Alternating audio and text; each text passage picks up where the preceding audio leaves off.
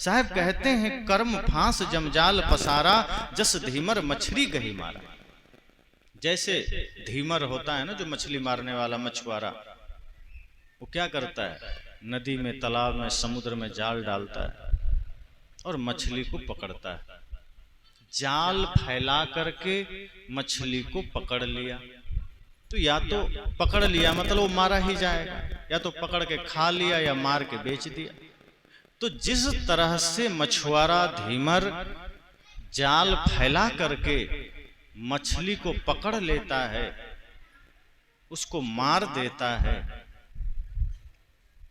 उसी प्रकार यमराज ये जो कर्म का फांस है, कर्म का जाल है, वो डालता है और आदमी को फंसाता है, जीव को फंसाता है। ये यमराज अपना कर्म का फांस लेकर चल रहा है और जगह जगह डाल करके जीव को फंसा रहा है। जैसे धीमर जाल फैलाकर मछली को फंसाता है और उसे खत्म कर देता है, इसी प्रकार यमराज कर्मों का जाल फैला रहा है। अब यमराज कौन है?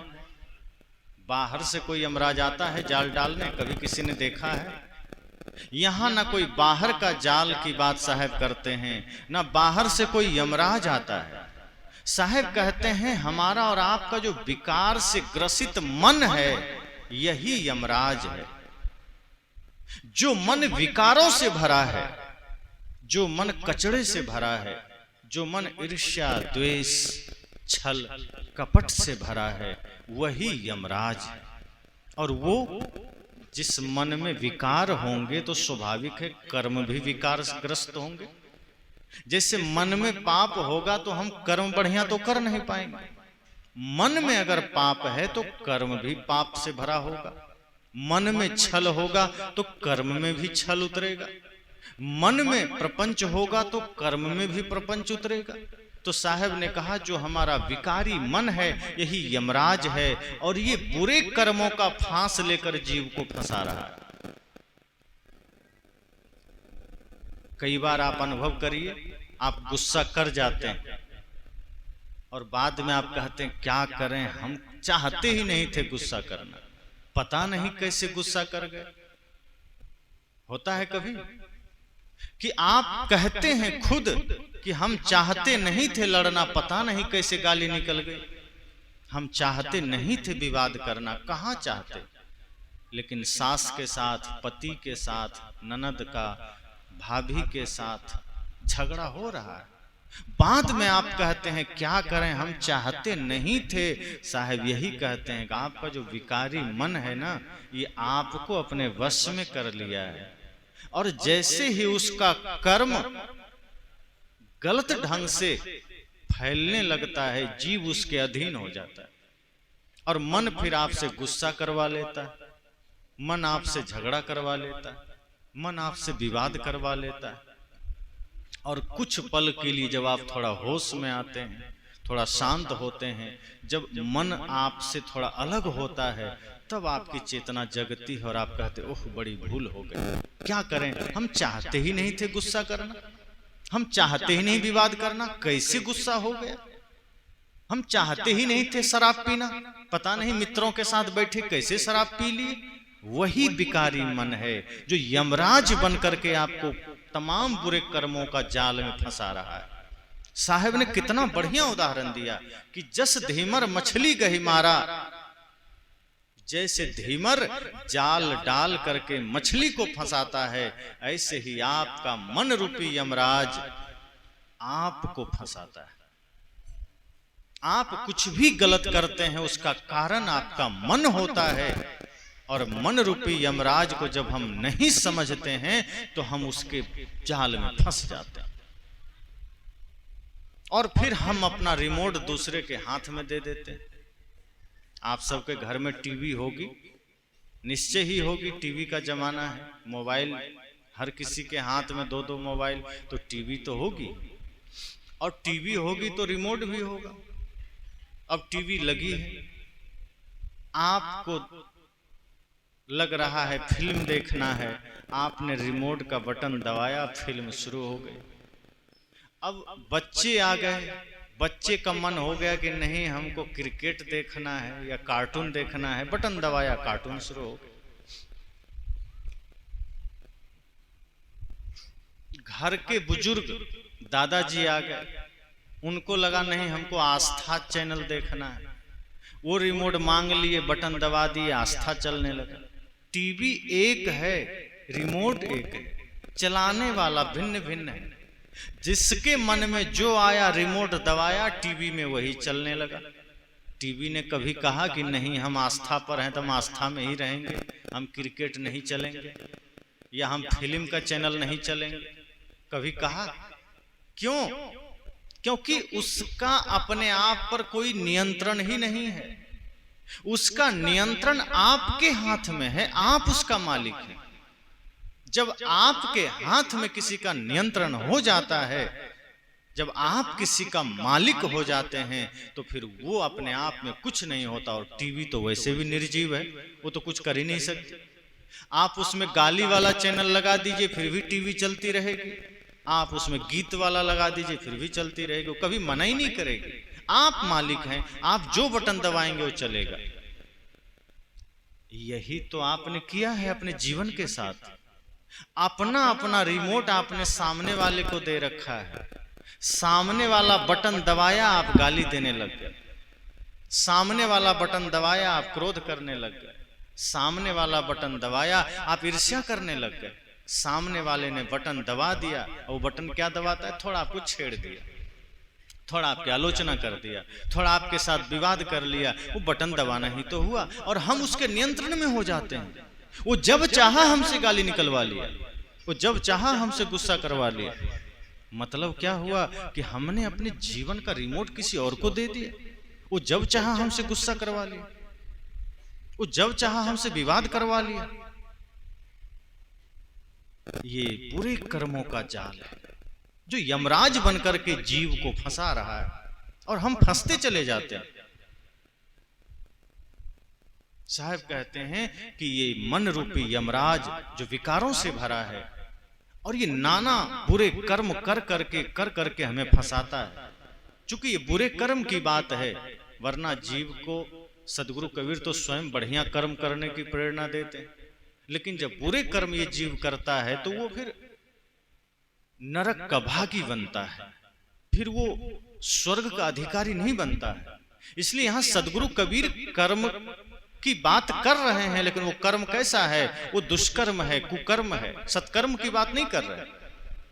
सदगुरु कबीर तो स्वयं कर्मशील हैं, वो तो कर्म की प्रेरणा देते हैं कि शुभ कर्म करिए, बढ़िया काम करिए, नेक कर्म करिए, शुद्ध कर्म करिए और सदैव शांति का जीवन बिताइए। लेकिन जीव यमराज के हाथों गुलाम बन करके, अपने विकारी मन के हाथों गुलाम बन करके और तमाम बुरे कर्मों में अपने आप को झोंक देता है।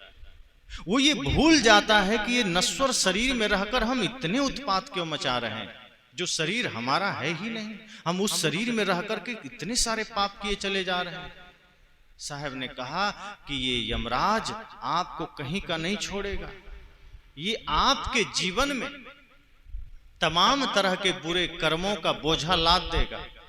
आप जो नहीं चाहेंगे वो कर्म भी आपसे करवा लेगा, और बाद में आपका जीवन इतने बुरे कर्मों का ढेरी से लद जाएगा कि उसको मिटाना मुश्किल हो जाएगा, उसको उससे छूटना मुश्किल हो जाएगा।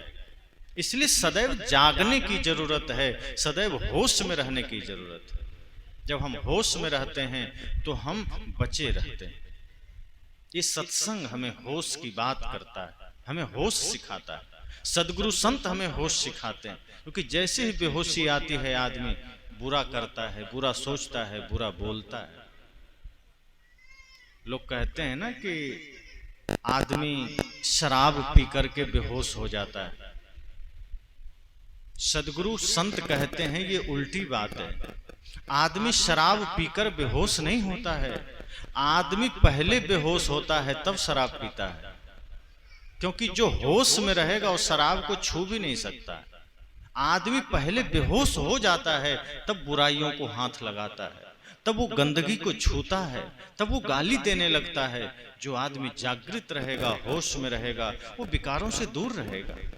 तो हम बेहोशी में कैसे आते हैं? इन्हीं प्रपंचों में आकर शरीर को अस्थाई समझ करके। दूसरे लोग जा रहे हैं पर हमें लगता है हमें तो अभी रहना है।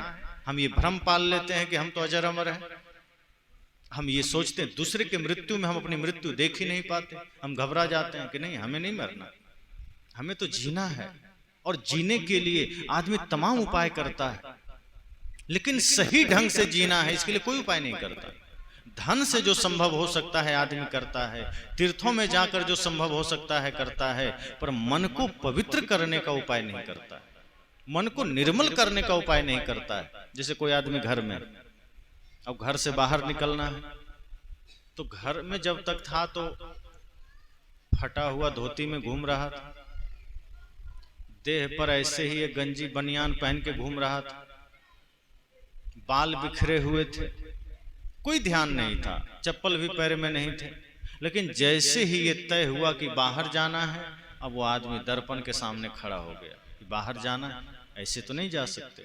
तो बढ़िया शर्ट पहन लिया, नीचे पैंट पहन लिया, बाल सजा लिया, संवार लिया, चेहरे पर थोड़ा क्रीम पाउडर थोड़ा मोड़ा लगा लिया तो लगा लिया, डेकोरेशन हल्का फुल्का कर लिया, घड़ी लगा लिया, मोबाइल हाथ में लिया, बढ़िया जूता पहना, निकल गया। फिर ध्यान आया कि अरे एक बार और चेहरा देख ले, कहीं कोई दाग उग तो नहीं। फिर आया, आईना के सामने खड़ा हुआ, फिर चेक कर लिया, दाग नहीं, अब ठीक है, अब बाहर जा सकते हैं। सदगुरु कहते हैं आपने अपने शरीर का अवलोकन कर लिया, निरीक्षण कर लिया कि शरीर में, चेहरे में कोई दाग नहीं, पर अगर कोई दाग बच भी गया तो क्या नुकसान हो जाएगा? कुछ नहीं होगा। लेकिन उस दर्पण के बजाय घर से बाहर निकलने से पहले 5 मिनट आंखें बंद करके मन रूपी दर्पण में अपने मन को ही देख लेते, अपने भीतर के दर्पण में अपने विचार को ही देख लेते कि कहीं हमारे मन में कोई दाग तो नहीं है, कहीं हमारे आचरण में कोई धब्बा तो नहीं है जिसे लेकर हम बाहर जा रहे हैं। और यदि मन में कोई दाग लेकर बाहर चले गए तो जरूर कुछ विवाद लेकर लौटेंगे, तो जरूर कुछ समस्या लेकर लौटेंगे। सदगुरु कहते हैं कपड़े में दाग रह जाए चिंता की कोई बात नहीं, चेहरे में कोई दाग रह जाए चिंता की कोई बात नहीं, लेकिन जब घर से बाहर निकलिए तो मन के दाग मिटा के जाइए, क्योंकि अगर मन में दाग रह गया तो आपके जीवन में विवाद कभी मिटेगा नहीं। इसलिए आवश्यक ये है कि मन का दाग मिटना चाहिए, क्योंकि यही मन यमराज बन करके आपको बुरे कर्मों में फंसाता है। और जब आप मन को निर्मल कर लेते हैं, इस सत्संग के माध्यम से मन को पवित्र कर लेते हैं, तो जो मन कल तक यमराज था वही मन धर्मराज बन जाता है। फिर वो धर्म का राज्य पा लेता है। मन को यमराज से धर्मराज बनाइए, और जब मन धर्मराज होगा तो फिर बुरे कर्म छूट जाएंगे, फिर अच्छे कार्य शुरू हो जाएंगे, फिर धर्म के कार्य शुरू हो जाएंगे, फिर हमारे जीवन में सबके प्रति प्रेम का भाव होगा, और ये ख्याल होगा कि इस संसार से जाना ही है तो क्या प्रपंच करना, क्या लोगों से विवाद करना, प्रेम से जाना है, ऐसा बन करके जाना है, ऐसा जीवन को बना करके जाना है कि साहब ने कहा है ना, कबीर जब हम पैदा हुए जग हंसे हम रोए, ऐसी करनी कर चलो हम हंसे जग रोए। साहब ने कहा कि जब इस शरीर को लेकर संसार में आए थे, जब इस धरती पर जन्म लिए थे तो व्यवस्था थी। व्यवस्था क्या थी कि जन्म लेने के बाद बच्चे रोते हैं और संसार के लोग हंसते हैं, माता पिता हंसते हैं, खुशियां मनाते हैं। सदगुरु कहते हैं व्यवस्था थी, जन्म लिए तो हम हंस नहीं सकते थे, अबोध थे, रोए। लेकिन अब ऐसा काम करना, ऐसा जीवन को सजाना संस्कारों से, ऐसा जीवन को बनाना सुंदर कर्मों से कि जब आप यहां से जाओ तो अब हंसते हुए जाना, अब रोते हुए मत जाना, अब मुस्कुराते हुए जाना, और आपके चेहरे पर वो मुस्कुराहट दूसरों के आंखों में जरूर आंसू आ जाएंगे। क्योंकि कोई भी अच्छा व्यक्ति जब हमारे बीच से जाता है तो सिर झुक जाता है, नतमस्तक हो जाता है। लेकिन जब हम पाप करके जाएंगे, अधर्म करके जाएंगे, तो लोग छिप करके हंसेंगे, छिप करके वो खुशियां मनाएंगे कि अच्छा हुआ चल बसा। इसलिए साहब ने कहा कि ये मन जो कि बुरे कर्म में फंस करके यमराज बन करके और हमें भी बुरे कर्मों में डालता है, इसलिए इससे हमको बचना है। और इसका सबसे बड़ा उदाहरण आप उन लोगों से लीजिए जो शरीर तो पाया, धन भी पाया, धर्म भी पाया था, लेकिन मिथ्या अभिमान के कारण वो अधर्म को चुन लिया और पाप के रास्ते पर जाकर अपना विनाश कर लिया। रावण, कौरव, कंस जैसे लोग इसी श्रृंखला में तो याद किए जाते हैं। इसलिए साहब ने कहा अंत में, राम बिना नर होई है कैसा, बाट मांझ गोबरौरा जैसा। कि हे जीव, हे मनुष्य, अगर आपने अपने मन को निर्विकार नहीं बनाया, अगर आपका मन आपको यमराज बन करके आपको बुरे कर्मों में डाल दिया, तो सोचिए अंत में क्या होगा। राम बिना नर होई है कैसा, कि राम के बिना आपकी क्या हालत होगी, राम के बिना आपकी क्या गति होगी, राम को जाने बिना आपकी स्थिति कैसी होगी। साहब कहते हैं बाट मांझ गोबरौला जैसा। एक कीड़ा होता है गोबरौला, सब लोग जानते हैं। मल को या गोबर को वो गोल गोल बना करके एक जगह से दूसरे जगह ले जाता है। जैसे उसको बहुत सारा ऑर्डर मिला है, पार्सल लेके जा रहा है, वो दिन रात उसी में व्यस्त रहता है, लगता है कितना बड़ा काम मिल गया है। जबरदस्ती का कोई काम नहीं है, पर उसको प्रवृत्ति है, वो बनाता है गोला, ले जा रहा है, पता नहीं कहां जा रहा है, समझ में नहीं आता। लेकिन उसी क्रम में कभी किसी पशु का पैर पड़ गया, किसी आदमी का पैर पड़ गया, तो गोला तो छूट के भागा और वो भी प्राण गंवा देता है। वो हालत होती है गोबरौले कीड़े की। कोई उसका लक्ष्य नहीं है, बस वो गोला बना के चल रहा है, पता नहीं कहां जा रहा है। साहब कहते हैं राम के बिना, राम को समझे बिना, राम को जाने बिना, हे जीव तुम्हारी भी दशा उसी गोबरौले कीड़े की भांति हो रही। लोगों ने कहा गुरुदेव वो कैसे, हमारी दशा वैसी कैसे।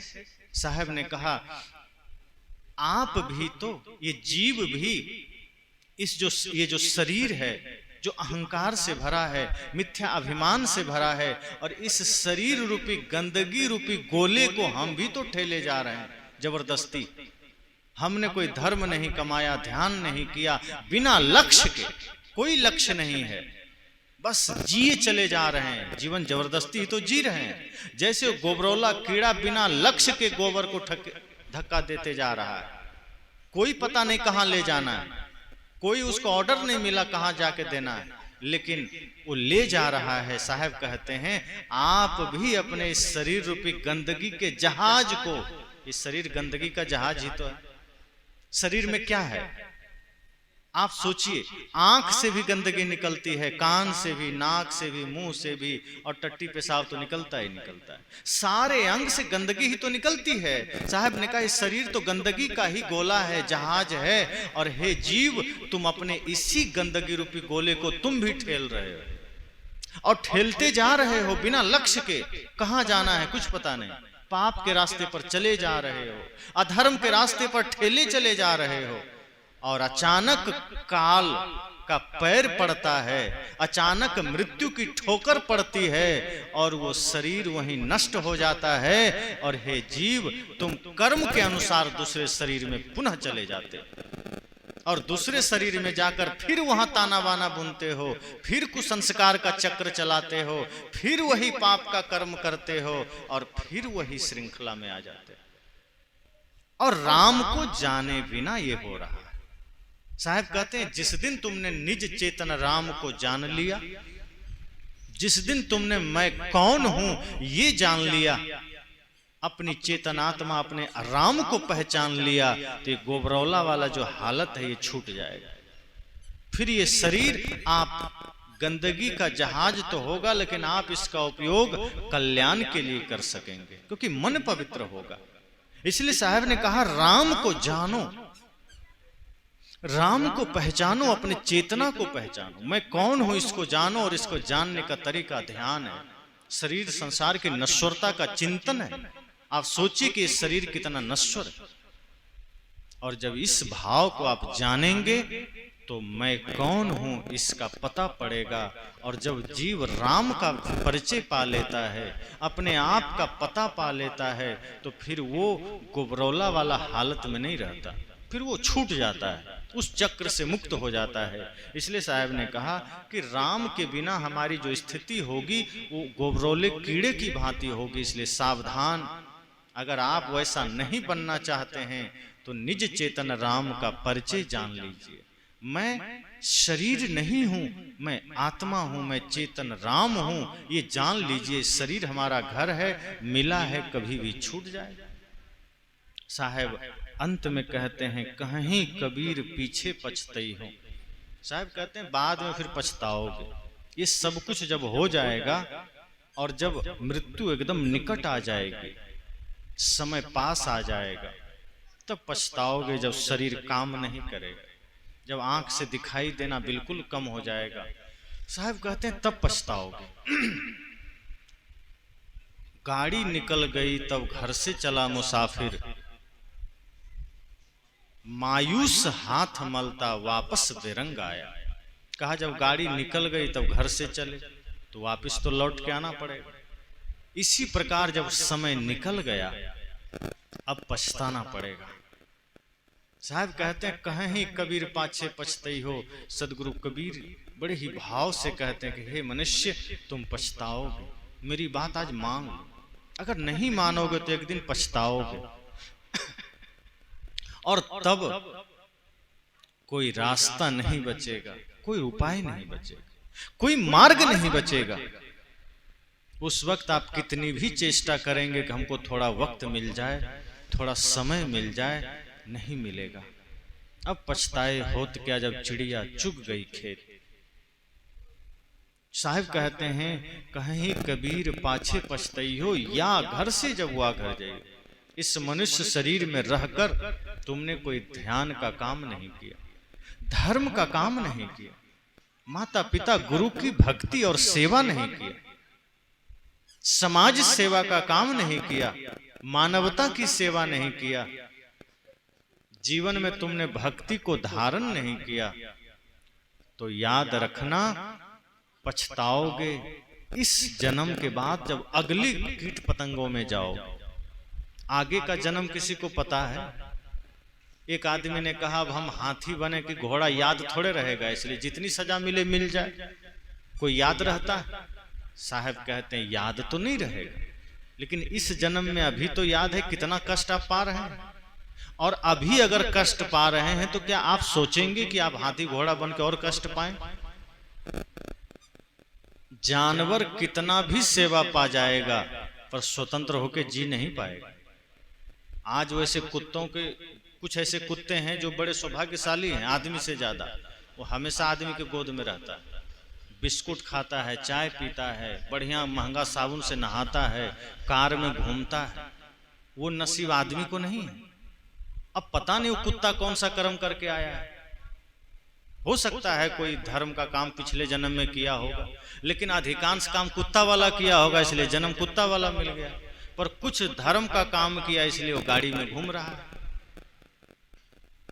तो कुछ पुण्य भी किया होगा इसीलिए गाड़ी में घूम रहा है, बिस्कुट खा रहा है, बड़े बड़े लोग गोद में ले रहे हैं। जहां मनुष्य सड़कों पर भटक रहा है वहां आज हमारे देश में कुत्ते भी गोद में घूम रहे हैं। तो जरूर पूर्व जन्म में कुछ तो कमाई किया होगा, लेकिन कुत्ता वाला काम भी किया होगा इसलिए कुत्ता बन के आया है। साहब कहते हैं आप किसी भी जीव किसी भी जन्म में चले जाइए, स्वतंत्रता तो नहीं है, सुख तो मिल जाएगा, शरीर को साधन मिल जाएगा। जैसे किसी पक्षी को सोना के पिंजड़ा में बंद कर दीजिए तो क्या पक्षी खुश है? आप ही को जेल में बंद कर दें और आप जब रोने लगे तो आपको सोना का जेल में बंद कर दें और हाथ में सोने की हथकड़ी पहना दें, तो आप खुश हो जाएंगे? आप कहेंगे हमें सोने की हथकड़ी नहीं चाहिए, मुझे स्वतंत्रता चाहिए, क्योंकि बंधन स्वीकार नहीं है। प्रपंच में हम जी लेंगे स्वतंत्र भी रह करके, दुख में जी लेंगे, सूखी रोटी खाकर जी लेंगे, लेकिन जेल में बंद होकर के सोने की हथकड़ी पहनकर नहीं जिएंगे। इसी प्रकार जब हम बढ़िया कर्म करते हैं तो बढ़िया जीवन भी मिलता है, बढ़िया जन्म भी मिलता है। आज हम अच्छा करके जाएंगे तो आगे अच्छा जीवन मिलेगा। लेकिन अगर हम आज बढ़िया काम नहीं किए तो आज जो मनुष्य शरीर मिला है ये सौभाग्य से मिल गया, और इस जीवन में आकर के अगर हमने नेक काम नहीं किया तो फिर वहीं चले जाएंगे। और जब एक बार फिर कीट पतंग में चले गए, हाथी घोड़ा सांप छुछुंदर बैल गधा में चले गए, तो क्या होगा? फिर वहां सिवाय दुख के कुछ भी नहीं। इसलिए साहब कहते हैं कि हे जीव, ध्यान देना, जब इस घर से अर्थात इस जन्म से आगे किसी और जन्म में जब जाओगे तो पछताने का भी अवसर नहीं मिलेगा। मनुष्य शरीर में तो पछता भी ले रहे हैं, आगे जब चले जाएंगे तो पछताने का भी अवसर नहीं मिलेगा। इसलिए ये जीवन बड़ा कीमती है, ये जीवन बड़ा महत्वपूर्ण है, इसको पाप में मत बिताइए। नशा, दुर्व्यसन, छल, प्रपंच, मांसाहार का त्याग कर दीजिए। सोचिए जीवन बड़ा कीमती है, ये जीवन बड़ा पवित्र है, इससे हमें सजाते हुए जीना है, प्रेम से जीना है। जैसे हम गहनों से, आभूषण से तन को सजाते हैं, वैसे अच्छे संस्कारों से अपने जीवन को सजाइए। बाहर के आभूषण आज है कल नहीं रहेगा, लेकिन संस्कारों से जब आपका जीवन सजेगा वो सदा सदा के लिए रहेगा। ये धर्म, ये सत्संग अमृत ही तो है। जब हम इस सत्संग को जीवन में धारण करते हैं, ये सत्संग हमें अमर बना देता है। इसलिए सदगुरु कबीर बड़े ही बारीकी से हम सबको ये सीख देते हैं, ये संदेश देते हैं कि ये शरीर में रह करके आप अहंकार मत करना, अभिमान मत करना, घमंड मत करना। न रूप का घमंड करना, क्योंकि रूप भी नहीं रहेगा, न पद का करना, न इस देह की किसी भी चीज का करना, ये सब मिटने वाला है। सत्य केवल आत्मा है, सत्य केवल आपका चेतन राम है, उसी में मन को लगाइए और वही आत्मा जो सबके अंदर बैठा है उसी के प्रति भाव रखिए, सबके प्रति सेवा का भाव, सबके प्रति प्रेम का भाव। क्योंकि जब यहाँ से जाएंगे तो कोई साथ नहीं देगा, मरघट तक ही सब साथ देगा, उसके आगे कोई साथ नहीं देगा। और ये दशा हमारी आपकी नहीं, बड़े बड़े लोगों की हुई। इसलिए सदगुरु कबीर कहते हैं, प्राण चलत काया कहि रोई, प्राण चलत काया कहि रोई, सुनो हंसा मेरे साईं,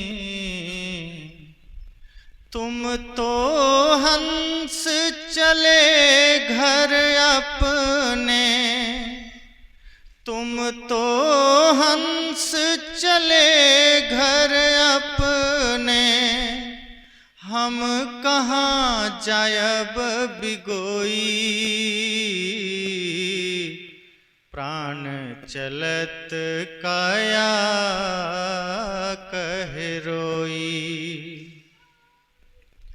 काया पाय बहुत सुख किन्हा, काया पाय बहुत सुख किन्हा, नित उठी मल मल धोई, नित उठी मल मल धोई, सो तन छिए छार होई जई हैं, सो तन छिए छार होई जई हैं, नाम ना ली है कोई, प्राण चलत काया कहि रोई, सुनो हंसा मेरे साईं,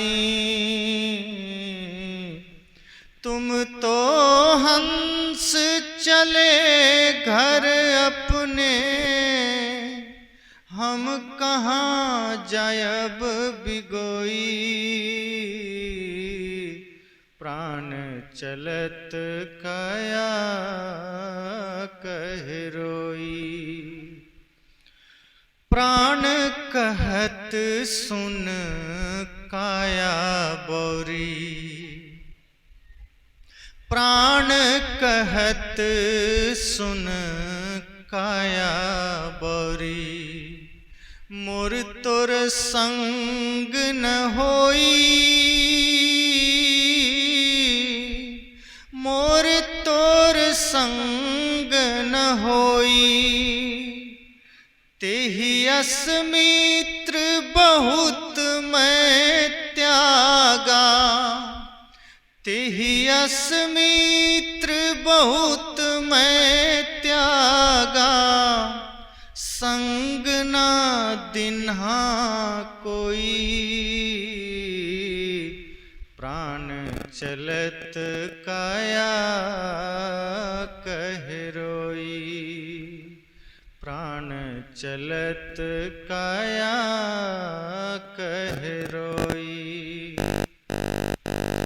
लट छिटकाए तिरिया रोवे, लट छिटकाए तिरिया रोवे। बाँह पकड़ के भाई, बाँह पकड़ के भाई। आंगन बैठ के माता रोवे, आंगन बैठ के माता रोवे। हंस अकेला जाई, प्राण चलत काया कह रोई। सुनो हंसा मेरे साईं, प्राण चलत काया कह रोई। शिव सनकादि आदि ब्रह्मादि, शिव सनकादि आदि ब्रह्मादि। शेष सहस्त्र मुख होई, शेष सहस्त्र मुख होई। जो जो जन्म लिए वसुधा पर, जो जो जन्म लिए वसुधा पर। फिर न रह्यो है कोई, प्राण चलत काया कह रोई। सुनो हंसा मेरे साईं, प्राण चलत काया कह रोई। पाप पुण्य दो संग संगाती, संग में कौन जाएगा, कौन होगा संगाती। साहब कह रहे हैं पाप पुण्य दो संग संगाती। पाप पुण्य दो संग संगाती। समुझ देख नर लोई, समुझ देख नर लोई। कहीं कबीर अभ्यंतर की गति, कहीं कबीर अभ्यंतर की गति। बूझे बिरला कोई, प्राण चलत काया कह रोई। सुनो हंसा मेरे साईं, प्राण चलत काया कह रोई। प्राण चलत काया कह रोई। सदगुरु कबीर इस पद के माध्यम से वो सारी सच्चाई बता देते हैं जो मैंने अभी सदगुरु कबीर के ही पद से कहा। साहब कहते हैं ये प्राण कह रहा है, प्राण चलत काया कह रोई। प्राण चल रहा है और ये काया रोकर कह रही है, मानो शरीर और प्राण में बात हो रही। प्राण निकल रहा है और काया रो करके कह रही है, कहां जा रहे हो? तुम तो हंस चले घर अपने, हम कहां जाए वो बिगोई। ये शरीर कह रहा है, काया कह रही है कि ए प्राण, ए हंस, तुम तो अपने घर जा रहे हो, तुम तो अलग फिर कोई शरीर में चले जाओगे, हम कहां जाएं? तो प्राण कहता है कि तुम मरघट जाओगे, तुम चिता में जाओगे। इसलिए इस सत्यता को जाने, याद रखें। इस सत्संग हमारे जीवन को सत्य से परिचय कराता है। सत्संग हमें भ्रम में नहीं डालता। ये माया जो भ्रम पैदा करती है, ये मन जो भ्रम पैदा करता है, गुरु का ज्ञान, गुरु का सत्संग हमें सारे भ्रम से मिटा देता है, सारे भ्रम से हमें अलग कर देता है। इसलिए जीवन की सत्यता ये है कि शरीर नश्वर है और इस नश्वर शरीर में मन जब हमारा मालिक बन जाता है तो इस शरीर से वो न जाने कितने पाप करा लेता है। मन यमराज बन करके हमसे तमाम बुरे कर्म करा लेता है और सजा हम भुगतते हैं। इसलिए सजग रहें, सावधान रहें। आप मालिक हैं, मन को मालिक मत बनने दीजिए। जब मन मालिक बनेगा तो भाई से झगड़ा होगा, जब मन मालिक बनेगा तो पड़ोसी से झगड़ा होगा, जब मन मालिक बनेगा तो आपस में घर में झगड़ा होगा। इसलिए आप मालिक रहेंगे, आत्मा मालिक रहेगा तो घर में कभी झगड़ा नहीं हो सकता। फिर उस घर में कभी हिंसा का कोई भाव नहीं रहेगा, वहां प्रेम का भाव रहेगा, वहां सत्य का भाव रहेगा। इस 5वें दिन के इस कथा में जीवन की सत्यता को हमने जाना, शरीर की नश्वरता को हमने जाना और कैसे हम बुरे कर्मों से बच सकते हैं और कैसे हमारा मन यमराज बन करके हमें नचाता है, हमें बुरे कर्म में फंसाता है और कैसे हमारी गति उस गोबरोले कीड़े की भांति हो जाती है कि हम भी काल के गाल में चले जाते हैं। ये भक्ति ही एक सहारा है, ये सत्संग ही एक सहारा है, गुरु का ज्ञान ही एकमात्र सहारा है। इसलिए कहते हैं जीवन में जब तक गुरु नहीं जीवन शुरू नहीं। इसलिए कुछ हो ना हो जीवन में गुरु जरूर करना जो आपके डूबते हुए नैया को किनारे लगा सके, जो आपके भटकते हुए पतंग को रास्ते पर ला सके, उसकी डोरी अपने हाथ में थाम सके, आपके भटकते हुए मन को ध्यान के द्वारा सही दिशा दे सके। इसलिए गुरु संत आवश्यक हैं और उनके जीवन के आदर्शों को, उनके कर्म को जब हम अपना कर्म बना लेते हैं तो हमारा जीवन भी सुखी हो जाता है। तो इसलिए 5वें दिन की कथा में हम सब ने मैं कौन हूं ये जाना, शरीर की सत्यता को जाना, सच्चाई को जाना, नश्वरता को जाना, कैसे हम इस शरीर में रहकर भजन भक्ति सेवा से थोड़ी उम्र में भी हम मोक्ष पा सकते हैं, अपना सारा काम करके जा सकते हैं और कैसे हम मृत्यु से निर्भय हो सकते हैं। ये सारी बातें हमने जाना।